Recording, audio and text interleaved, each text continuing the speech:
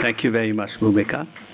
Honorable Justice B.P. Singh ji, Honorable Justice Dr. Pasayat, Shri Bansal ji, NDIM management team, faculty members, staff, parents, and of course, dear students.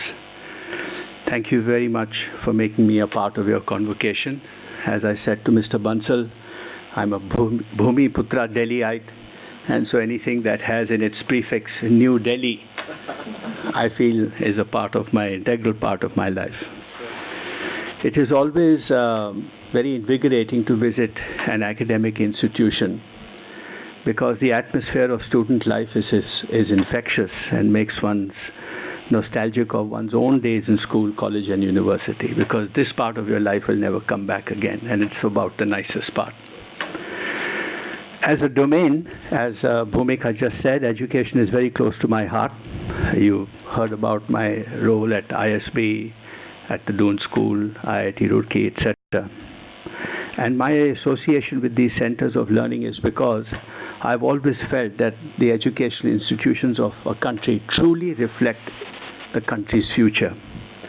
And to use a trite, therefore, but noteworthy expression from Lord Nelson, the Battle of Trafalgar was won at the playgrounds of Eton. And by that token, the future of India is being shaped at the educational institutions such as NDIM. Recently, at our Max Day, which is our annual day on January 15th, I had Professor Kishore Mahbubani as my chief speaker, who is the Dean of the Lee Kuan Yew School of Public Policy in Singapore. And he said that left to him, and that was not the context of the get-together, he would put everybody through an MBA program because it gives you, in the current times, the relevant mix of skills that you need to understand yourself, business, society, country, social responsibility, and so on and so forth. And therefore, it's true to say that the future of our country does lie in increasing the platform of education. And whilst we have done better in the last 10 to 15 years, you can't say the same for the period before that and after partition. Because we all remember a time where, and even to this day, there was always a problem from kindergarten admission right the way through any advanced learning center. So, coming back to you as you graduate from NDIM, be careful in making your choices. Because that what we call destiny is basically an outcome of the choices that we all make. So stop, think, and make your choice.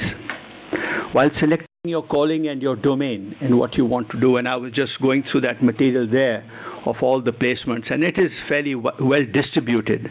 But while selecting your calling and domain, ask yourself the following questions, and I here speak from experience. What is your God-given gift?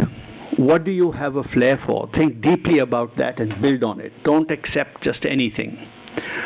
What do you have an affinity to? What profession excites you? What makes you get out of your bed in the morning? And do that. And be slow to make your choice. Take your time to make your choice. And also think about what is it that you don't like to do. And what is that you view as drudgery. Don't do that. Chase learning at this stage of your lives. The rest will follow. And if you chase learning and you chase experience, even nature will support you. We live in an era of specializations and super specializations. This trend of super specialization will become more and more pronounced in the times to come. So make sure that you make a career choice which is compatible with your temperament and skill set. Remember, lives are not planned in advance, but rather assembled from pieces of your passions and from pieces of your decisions and choices.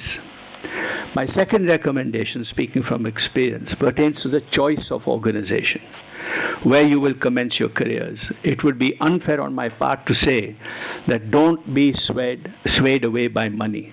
But let money not be such an overwhelming consideration for you that you are blind to other more important considerations. While selecting your first company and employer, do research about the firm, its charter, its vision, its management, its track record, its organization structure, your potential growth in that organization, and the people you are likely to work with. Don't make a rash choice. This is particularly relevant today when openness, transparency, and governance and compliance are vital for the health of society and a business. So wherever you find a relatively higher degree of separation from the individual and institution, the safer you are. So again, I repeat, wherever you find a higher degree of separation from individual personalities and the institutions, the safer you are. And the reverse is also true. Put yourself in places where you will be surrounded by smart, honest, and wonderful people. For it is there that lucky accidents are most likely to happen in your life. And when they happen, don't be afraid to follow them where they lead you to. John Fitzgerald Kennedy, the youngest ever leader to be elected as President of the United States, would often narrate a short story to convey his philosophy of life. He would relate himself to the story of the Irish novelist Frank O'Connor, who as a boy would walk through the countryside. When he and his friends came to an orchard wall that seemed too high and difficult to climb, they took their hats and tossed them over the wall. This meant that they had no choice but to climb over the wall to retrieve their hats and thereby enjoy succulent fruits of that orchard. Keep that in mind. Keep that picture in mind. So my message to those who graduate today is that to enjoy the fruits of success, you too will have to toss your hats across the wall. The choice is yours. You can take the easier option and complain that nothing works in our country, or you can be positive and seek inspiration from those who are setting the right example.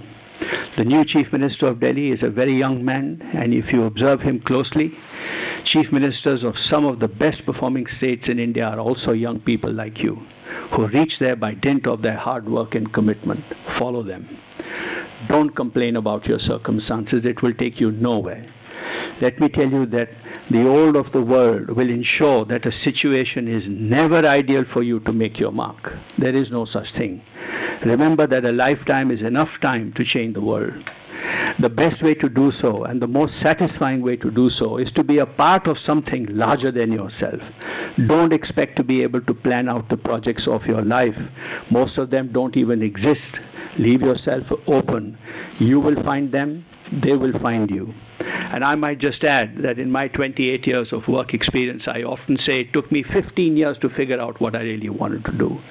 So the current vision of Max Group, which started in the year 2000, of being a company for business good and social good, is only 12 years old. The businesses of life insurance, health insurance, and healthcare. But that's where my heart lay, and I convinced the board and its shareholders that that's what we wanted to do, because it was an area of specialization. The specialization being service excellence, the specialization being service to humanity and businesses of social good. Because if you ask for reasonable profit, nobody denies you that. If you chase profiteering, it's very, very short term. So keep in mind, as you make your choices, that global poverty will halve in just the next 3 or 4 years at a global level. Keep in mind that practically it is projected that poverty will be eliminated by 2030, only 15 odd years from now. In Asia, in India included, there will be 1.75 billion people in the middle class.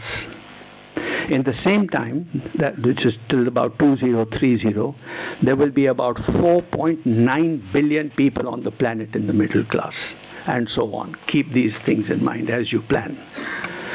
So the habits you build now will remain with you for the remaining part of your lives. This is the formative stage.